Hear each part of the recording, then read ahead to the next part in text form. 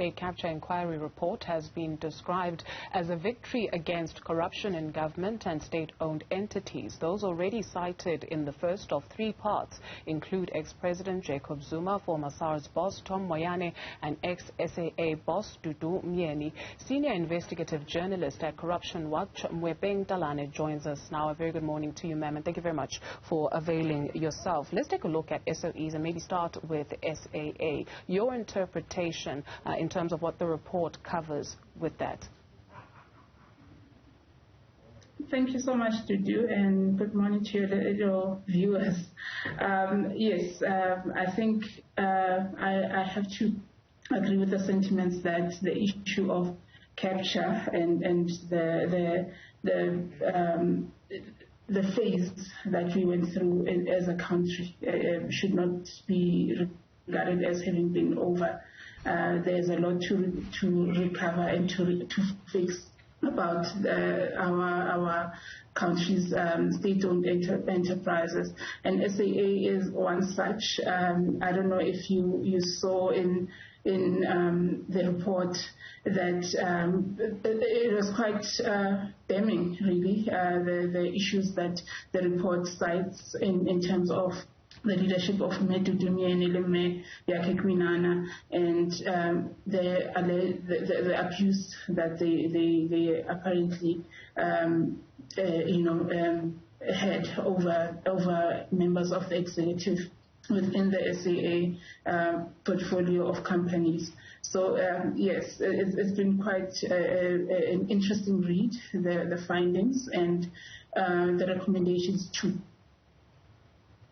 And then we move on to the destabilization of SARS, right? So as we heard from Athol Williams, the involvement of Bain & Co. and also taking a look not just at the state, but the corruptor as well.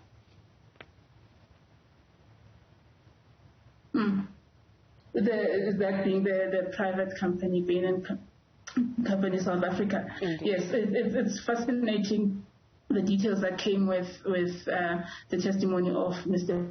Williams, of course, and I applaud the commission. They mentioned in the report that initially the focus on SARS was quite a narrow issue of allegations between Minister Pravin Gordhan and the former commissioner Tom Moyane, but it had since grown in terms of scope because of the information that was brought forward by Mr. Williams, and how the orchestration of the destabilization of SARS is quite a fascinating read, and how the sequence of events, the appointment or the promise of appointment to Dudu Myeni before even adverts for the post of commissioner were put out and things like that.